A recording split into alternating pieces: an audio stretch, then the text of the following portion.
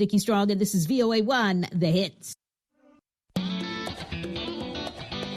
Welcome to Learning English, a daily 30-minute program from the Voice of America. I'm Dan Friedel. And I'm Katie Weaver. This program is aimed at English learners. So we speak slowly, and we use words and phrases especially written for people learning English.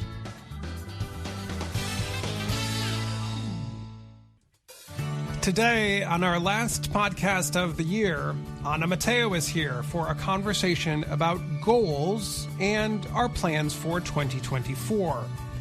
I have a story about solar panel recycling. Then Kelly Jean Kelly joins us for a review of Barack Obama's presidency.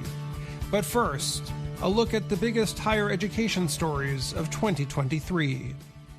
As 2023 comes to a close, we take a look back at the top stories and developments in higher education. They include a major high court decision on college admissions, the return of international students at U.S. colleges, the closure of small colleges and study programs, and an Ivy League president stepping down under pressure. In late June, the U.S. Supreme Court ruled that universities could no longer consider the race of a student when making admissions decisions. The announcement effectively ended the idea of affirmative action, which had been in place in higher education and the workforce for over 50 years. In making its decision, the court looked at cases involving Harvard University and the University of North Carolina. Chief Justice John Roberts wrote, "Students must be treated based on his or her experiences as an individual, not on the basis of race." He noted that many who make choices about which students will be permitted to attend universities have given too much importance to the color of a person's skin. Our constitutional history does not tolerate that choice, he continued. A group called Students for Fair Admissions brought the case through the U.S. court system over a number of years. The group believed that many Asian and white students were not getting a fair chance to attend the most selective colleges and universities in the U.S. because some places were being held for black students.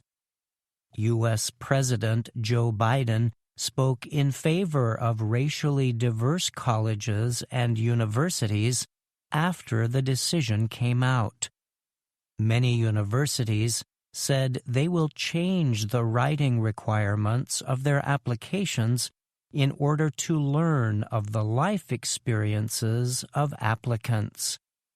The first group of students affected by the new rules will be applying to college in early 2024. The next step for activists who want to change the way colleges choose students? Legacy admissions.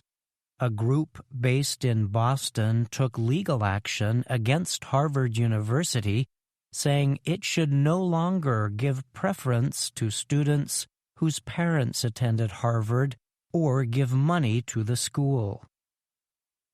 More and more young people from India are now attending college in the United States. As a result, the number of international students studying in the U.S. has returned to pre-pandemic levels. While students from China are still the largest group, the number of Chinese international students in the U.S. is dropping. But the 269,000 Indian students made up that difference. Kostas Chassapis works at the Stevens Institute of Technology in New Jersey. Chasapis told VOA Learning English that many university leaders in the U.S. are ecstatic about the increase in Indian students. But he said the increase will not last forever. The increase is partly due to new rules put in place by Joe Biden's administration.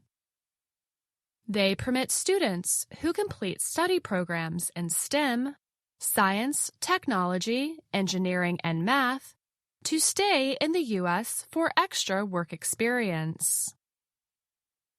As international students return to the United States, many American young people are expressing concern about the value of a college degree.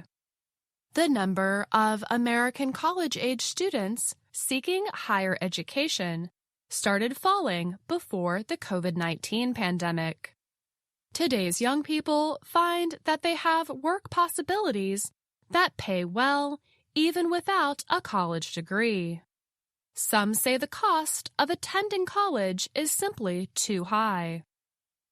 West Virginia is the only state in America with a population that is lower today than it was in 1950. The state's public university, West Virginia University, WVU, feels the effects of the population loss.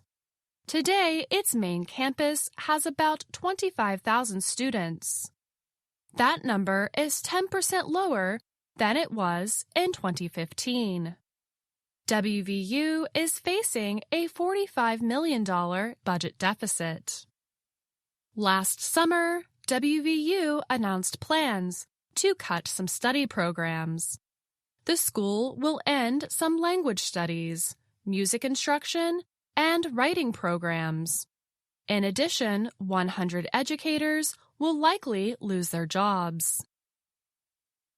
Lisa DiBartolomeo is one of the language professors concerned about her students.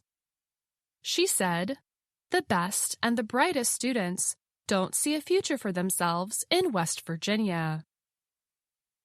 But at least WVU remains open. Some small colleges and universities closed or made plans to close in 2023. One of those schools was Alliance University in New York City. Heather Garcia studied and worked there. She said the university tried to remain open, but its financial problems were too large. She said she is sad to see the school close. Brian Alexander is a researcher who looks at the future of higher education. He said small American colleges first try to reduce their costs. When they can no longer cut their costs, they must close. He said many people in higher education are concerned about the number of small schools that have closed in recent years.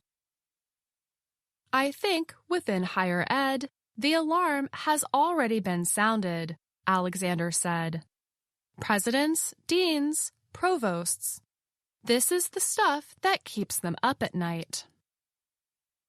Liz McGill of the University of Pennsylvania stepped down from her job in early December.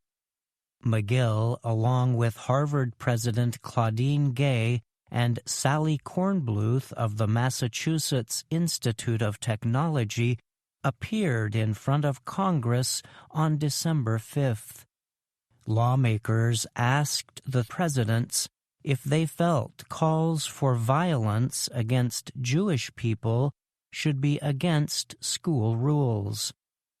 The Republican-led Congressional Committee chose the three leaders because their schools have been at the center of the rise in anti-Semitic protests, a committee spokesperson said in a statement. The protests are related to the ongoing conflict between Israel and Hamas. None of the three school leaders directly spoke against calls for violence against Jewish people. Instead, they said some speech, even deeply hateful speech is protected by the U.S. Constitution. On December 9th, McGill resigned from her position under pressure from influential donors and alumni. Gay and Kornbluth received support and criticism, but both were permitted to keep their jobs. One group of professors at Harvard said colleges and universities should not be influenced by political pressure. A top legal expert from Harvard, Lawrence Tribe, said universities should not be bullied into micromanaging their policies. I'm Brian Lynn. And I'm Faith Perlow.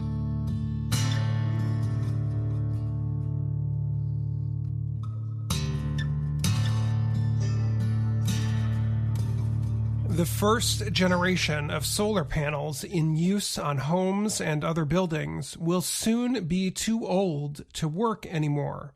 Owners will need to replace them. But what can be done with the old equipment, aside from adding it to waste landfills? Adam Sage, in the U.S. state of Arizona, hopes he has the answer. He is the leader of a business called We Recycle Solar. He said most solar panels last about 30 years. So many of the first panels put to use in America are reaching the end of their usefulness. Most will go to landfills, he said. However, his company and a few others are working to collect old panels and make them useful again. He said the process is part of what he called the circular economy. Solar is a sustainable form of energy. There needs to be a plan for the retirement of those assets, he said. For example, Sage said many of the panels that fail only have a small problem. Often, it can be easily fixed. Then, the repaired piece can be offered in new markets, often in other countries. Sage said the company's engineers learned how to recover valuable material from the old solar panels. They can remove silver, copper, glass, and silicone from the broken panels. All the materials have market value. It took the engineers 3 years to perfect the materials recovery process, which Sage called urban mining. The company can process up to 7,500 solar panels every day at its center in Yuma. Sage said they can recover up to 99% of the useful material from each panel. Meng Tao is a professor at Arizona State University and an expert on sustainable energy systems. He said solar panel installations will reach their highest numbers in about 20 years. At that point, he said, the number of new panels being produced will equal the number of old panels going out of service. The cost to recycle the old panels, however, may be too high. At that point, he said, it will be very easy for homeowners to decide to send their panels to a landfill.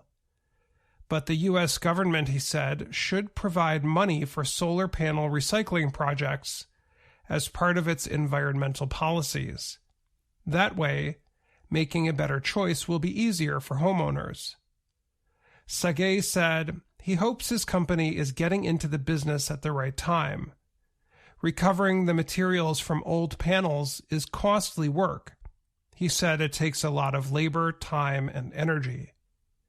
But he thinks taking out the valuable materials and sending them back into the supply chain is a winning idea. These are markets that are growing, Sage said. What's exciting is we're at the forefront.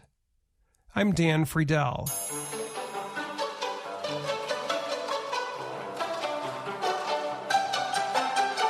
And now, words and their stories from VOA Learning English.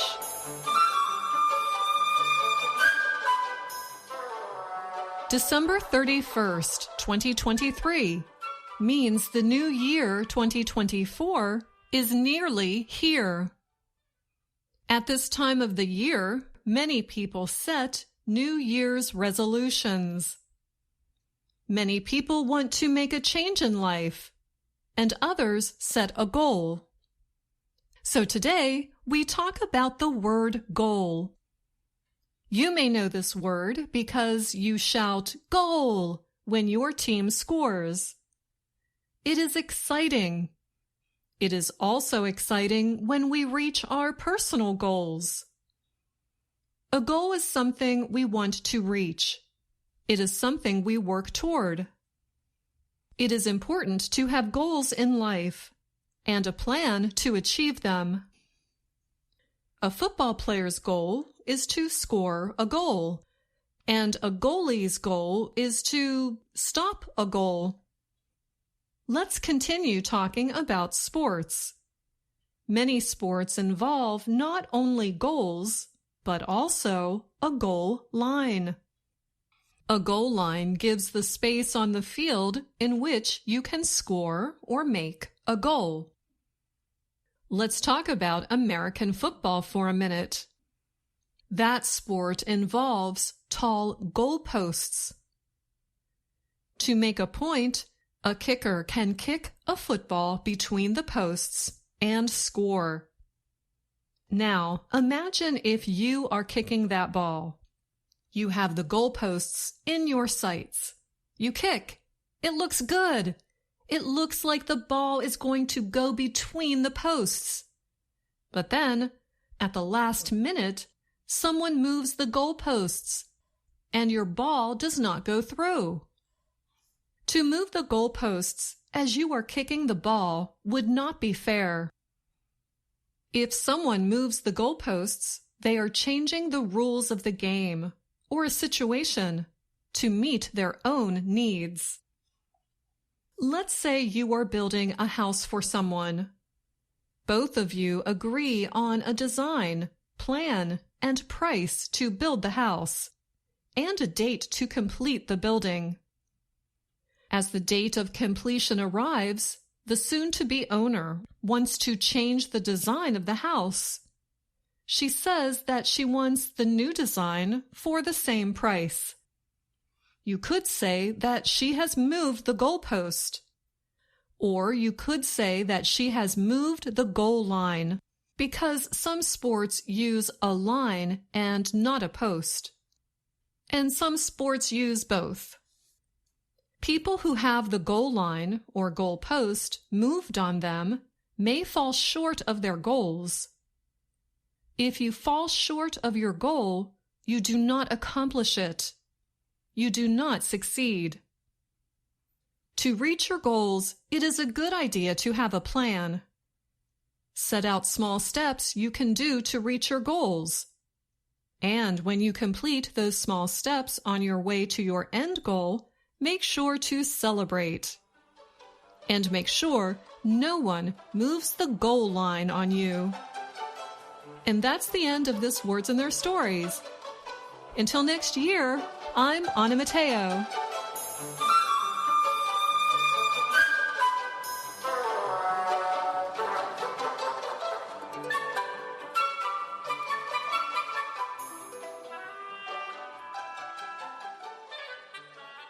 I'm Dan Friedel, and you're listening to the Learning English podcast. We just heard Anna Mateo talk about the new year, goals, and goalposts. Anna joins us now. Hi, Anna. Hi, Dan. Thanks for having me, and Happy New Year.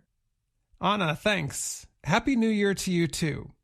Before we look forward to 2024, let's think back about 2023. I thought this was going to be a big year for me, and it was. It was my first full year being married, and my wife and I worked on a lot of home projects. We even sold our home late in the year and looked for a new home in a new state. We also got to see our puppy, Bernie, grow up. She's over 1 year old now and quite a handful. What about you? How was 2023, Anna? I am going to celebrate the wonderful things that happened in 2023. I took a trip to Bangladesh and worked with some really great high school students in Dhaka. That was in person, and it was fabulous. And online, in 2023, I have been working with some amazing teachers and students in Ukraine. So I would love more of those things in 2024. Anna, that is a year to be proud of, for sure. You made a difference in the lives of many people.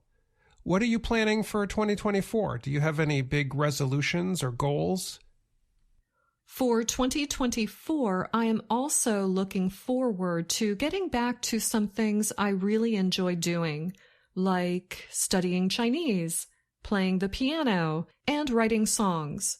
What about you? Well, as I mentioned before, my wife and I are moving to a new home in a new state. So I think one big goal is to make some new friends. It's not always so easy when you're an adult moving to a new place. Do you have any suggestions for making new friends?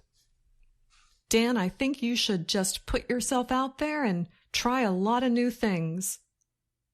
That way, you will meet new people and maybe find some people you like spending time with.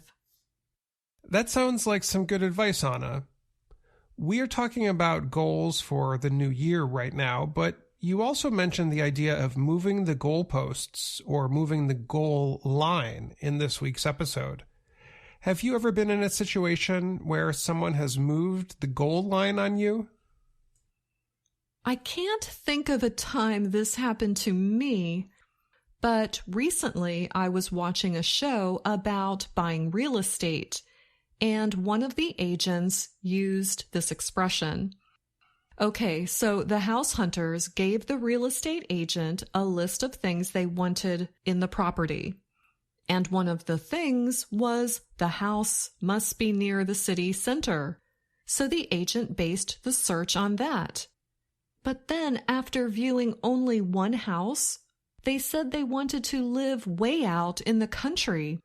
They completely moved the goalposts on the agent, and she had to start the search over from scratch. Wow. As someone who was recently looking for a home, I can imagine how that might have been frustrating for the agent. Yes, it was.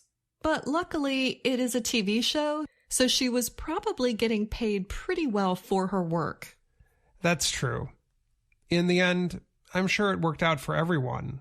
But perhaps a goal or resolution for 2024 should be goal lines that do not move, right? That's right, Dan. Well, Anna, we seem to have reached our goal for this program, so it's time to say goodbye. It's been great talking with you this year. It's been one of the highlights of 2023 for me, and I'm sure for our listeners as well. Thanks for all your hard work this year. Thanks for having me. And again, Happy New Year.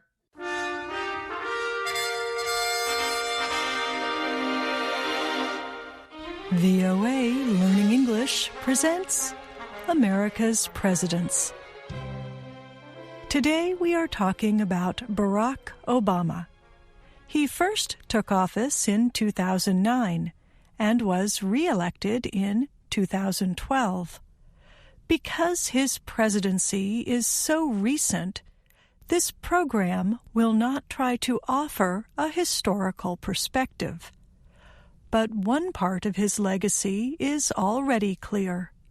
Obama is the United States' first African-American president. His father was a black man from Kenya. His mother was a white American from the Midwestern state of Kansas.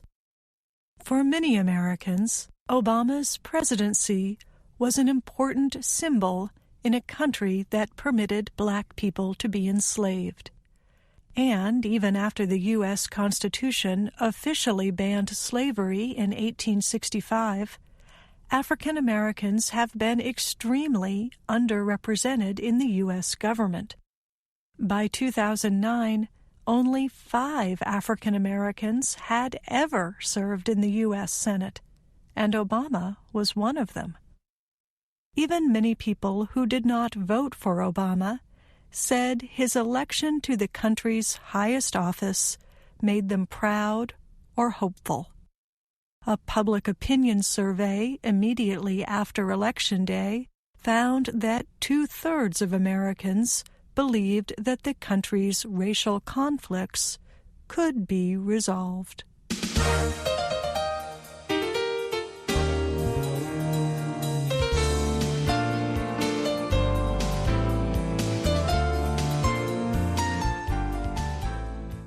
Obama's parents met as students at the University of Hawaii. His father had won a scholarship to study economics. His mother went on to earn a degree in math there, as well as a graduate degree. The two married and had a son, whom they named after his father, Barack Hussein Obama, Jr. But the couple soon separated. The older Barack Obama returned to Kenya, where he later died in a car accident. Barack's mother went on to marry another man. He was from Indonesia. The family moved to Jakarta, and the couple had a daughter named Maya. When Barack was 10, his mother sent him back to Hawaii to live with her parents. She wanted him to get a good education. Barack finished high school in Hawaii, then went on to Occidental College in Los Angeles. After 2 years, he transferred to Columbia University in New York. There, he completed a degree in political science. But Obama said the best education he received was in one of his first jobs. He worked as a community organizer in Chicago. He helped people who lived in public housing put pressure on the city government to improve their conditions. Obama later said the work showed him how important it was to understand the legal process. So he entered Harvard Law School. Over the next years, Obama worked as a lawyer, wrote a book about his experience as a person of mixed race, and married Michelle Robinson, a woman he worked with at a law firm. She and Barack Obama settled in Chicago and had 2 daughters, Malia and Sasha. When he was in his mid-30s, Obama began his political career. He was elected 3 times to the Illinois State Senate. After 10 years there, he won a seat in the U.S. Senate in a landslide victory. That same year, Obama attended the Democratic National Convention, the meeting where the party officially nominates a presidential candidate. Obama was not one of the candidates, but the Democrats asked him to make an important speech. In it, Obama famously talked about how his life story was an American story. He said he was confident the U.S. could overcome its divisions and achieve unity. There is not a liberal America and a conservative America, he said. There's not a black America and white America and Latino America and Asian America. There's a United States of America. Only 4 years later, Obama would be elected its 44th president.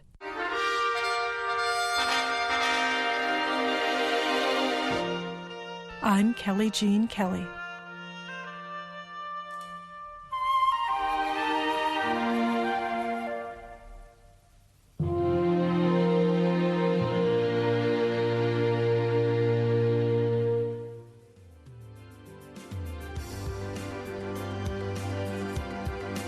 And that's the Learning English podcast for today.